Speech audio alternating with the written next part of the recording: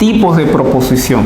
Las proposiciones se clasifican en simples o atómicas y también en moleculares o compuestas. ¿Ya? Hay proposiciones simples y proposiciones compuestas.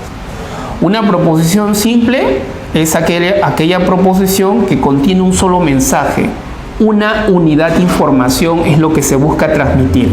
No hay adverbios de negación, no presenta adverbios de negación. ¿Ok? Cuando digo adverbios de negación me refiero es falso, no es cierto, ¿ya? A esas palabras. Ejemplo, Sócrates fue un filósofo griego. Sócrates fue un filósofo griego o un filósofo ateniense. Es una proposición simple. Sócrates fue un filósofo ateniense, fue un filósofo griego. Proposición simple. Hay un solo mensaje, no hay adverbios de negación, no hay conectores lógicos. Una proposición simple. Sócrates fue maestro de Platón. Profesor, pero aquí es diferente porque aquí está hablando de Platón y aquí está hablando de Sócrates. Hay dos sujetos. Es decir, fíjense, normalmente se define una proposición simple o atómica como aquella que está estructurada, ¿ya? Aquella que está compuesta de un sujeto y un predicado. Pero aquí tenemos dos sujetos. Profesor, ¿sigue siendo una proposición simple una proposición atómica? Tiene dos sujetos. Sócrates fue maestro de Platón.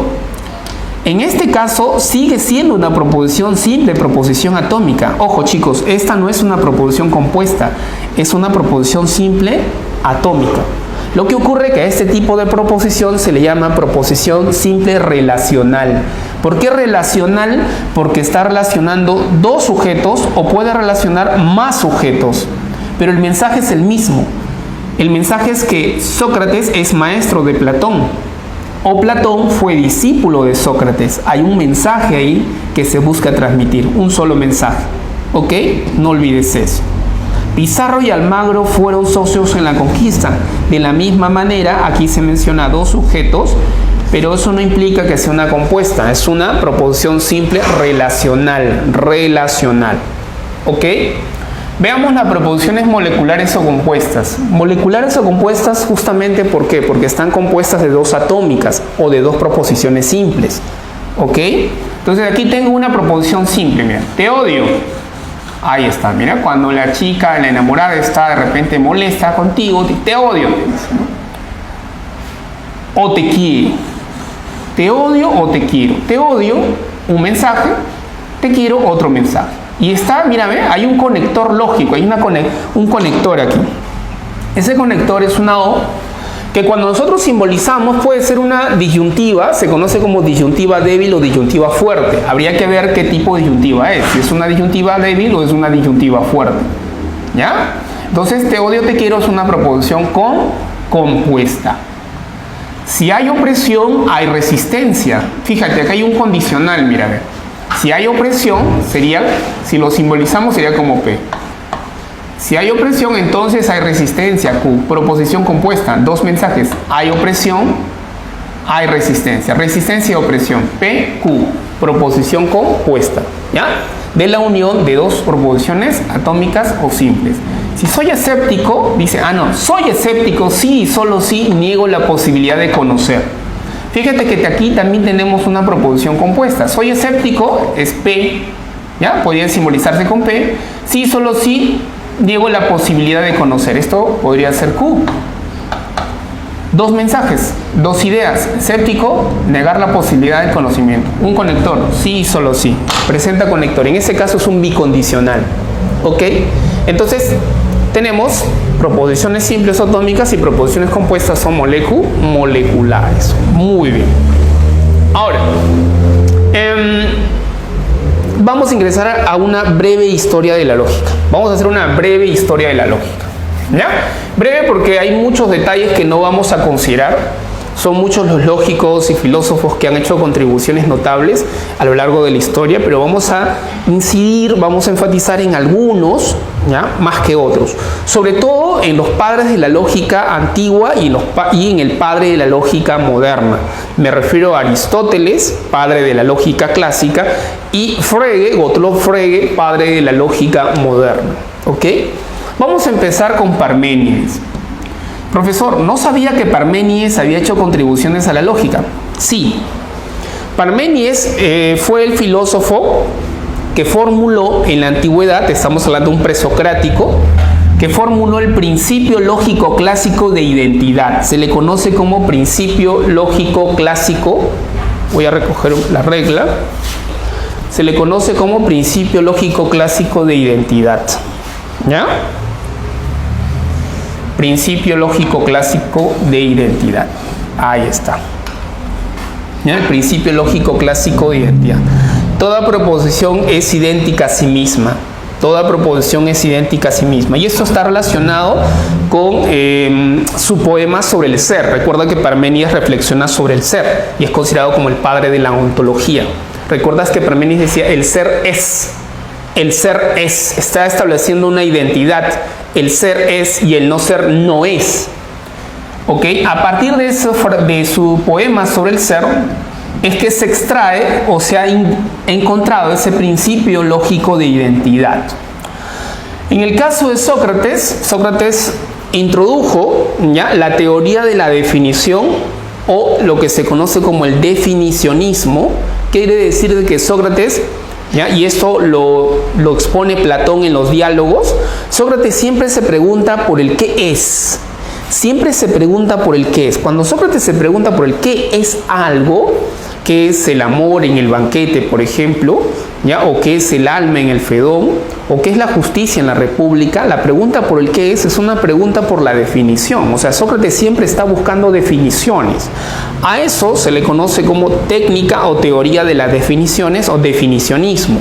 Ese es un gran aporte de Sócrates a la lógica, al igual que el método inductivo. En Sócrates también encontraríamos, en base a sus formas de razonamiento, su estilo de razonamiento en los diálogos de Platón, la lógica inductiva o un método inductivo.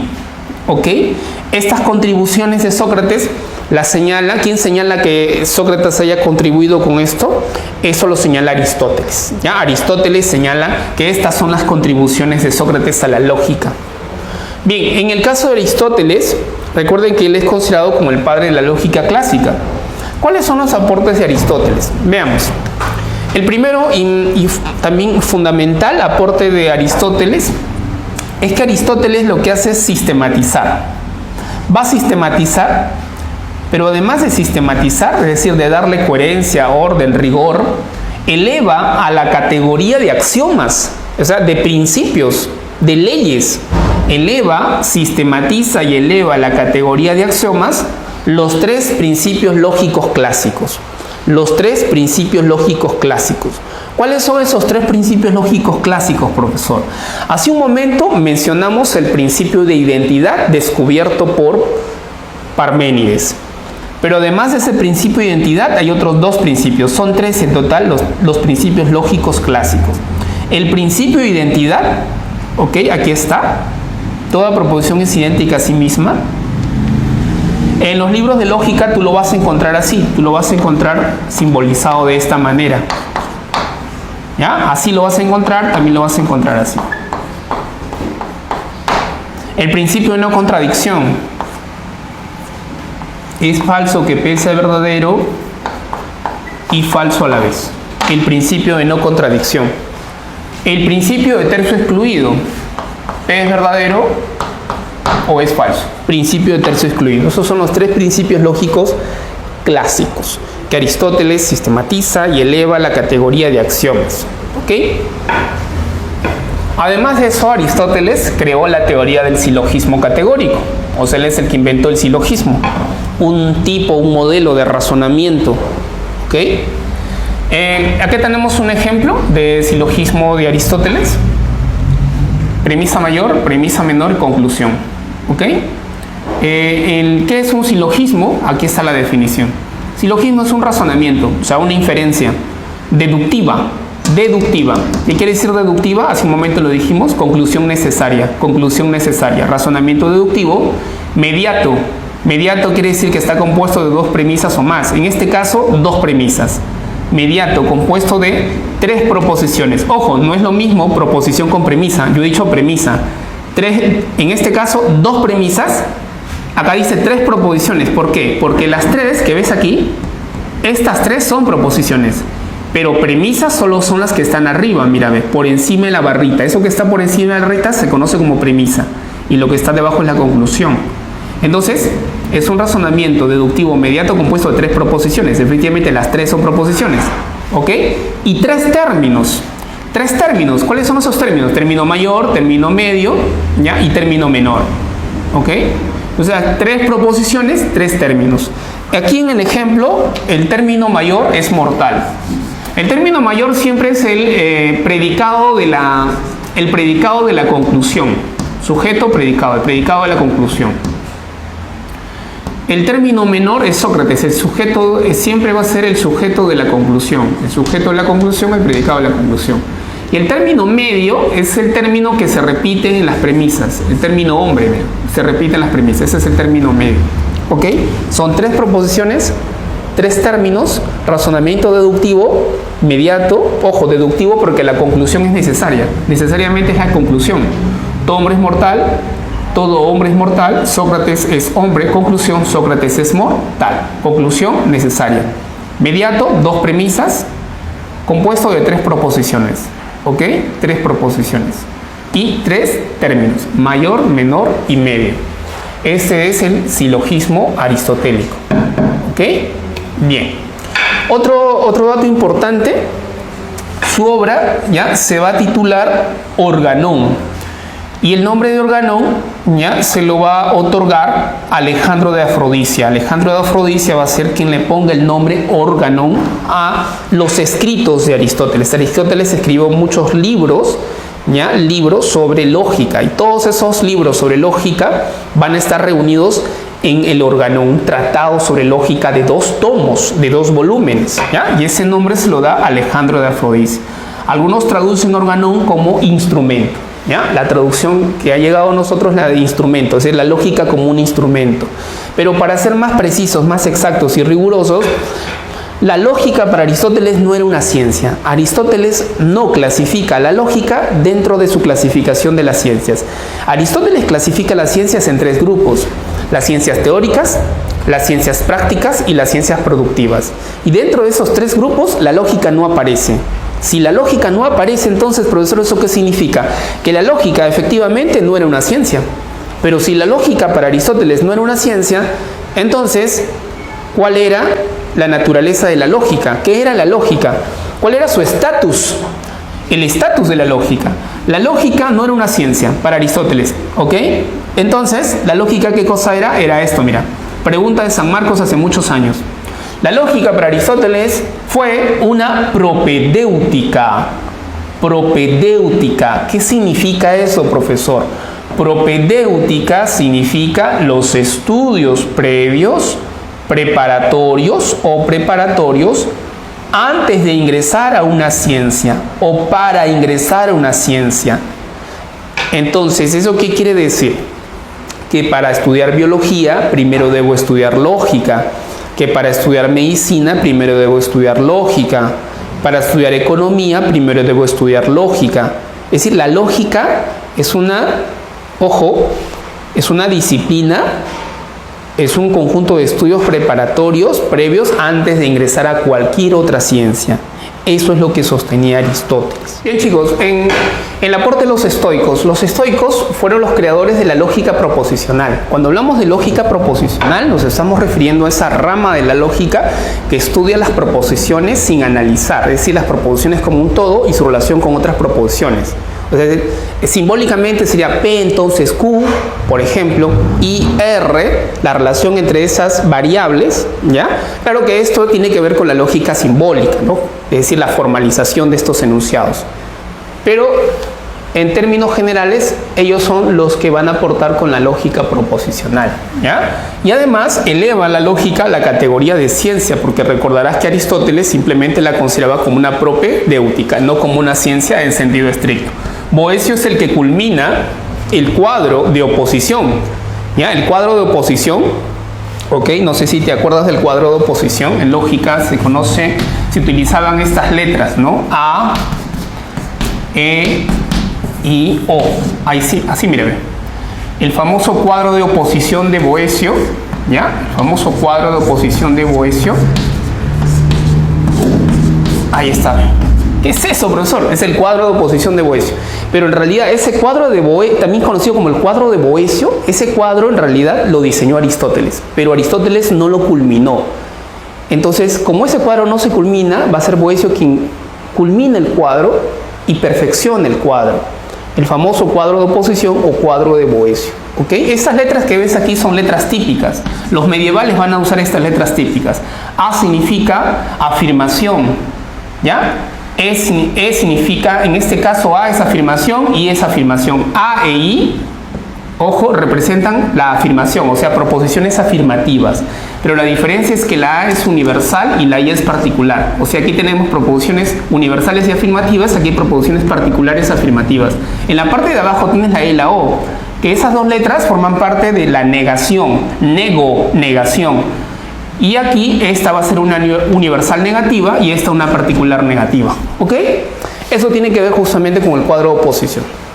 Pedro Hispano es el que propone las letras típicas. ¿Cuáles son las letras típicas, profesor? Estas son las letras típicas. A, I, E, O. Esas son las letras típicas y acabo de explicarte su significado. Leibniz, un filósofo racionalista moderno, es el precursor de la lógica matemática. ¿Ok? Y también propone la matesis universalis, es decir, un lenguaje matemático universal. Ese esfuerzo por crear un lenguaje matemático universal lo vamos a ver materializado posteriormente por Frege y por Russell y por Wittgenstein, lógicos destacados. Bien, y por último tenemos a Frege, el padre de la lógica moderna. Propone, ¿ya? Y este es su gran proyecto, propone un proyecto logicista, así se le llama el proyecto de Frege, el proyecto logicista.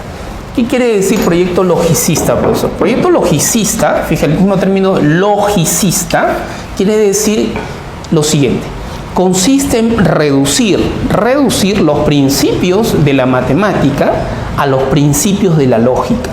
Convertir la matemática en lógica, reducir los principios de la matemática, ¿ya? Los principios de la matemática, las leyes de la matemática a los principios de la lógica.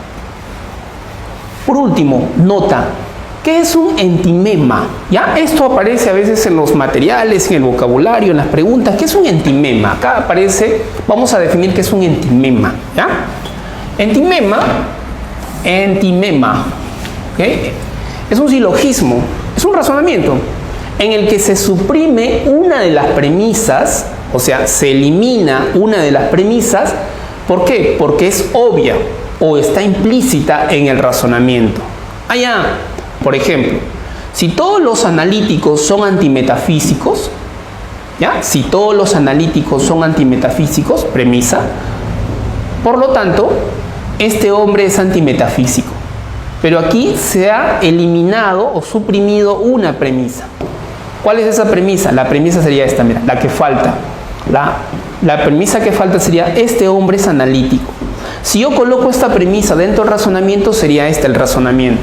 Si todos los analíticos son antimetafísicos y este hombre es analítico, por lo tanto este hombre es antimetafísico. Ese sería el razonamiento correctamente estructurado. ¿Te das cuenta? Entonces en eso consiste un entimema. ¿Ok? Bien, chicos, entonces esta ha sido la clase de lógica. En otra clase yo les voy a explicar las falacias y los tipos de falacia. ¿Ok? Eso es todo. Gracias.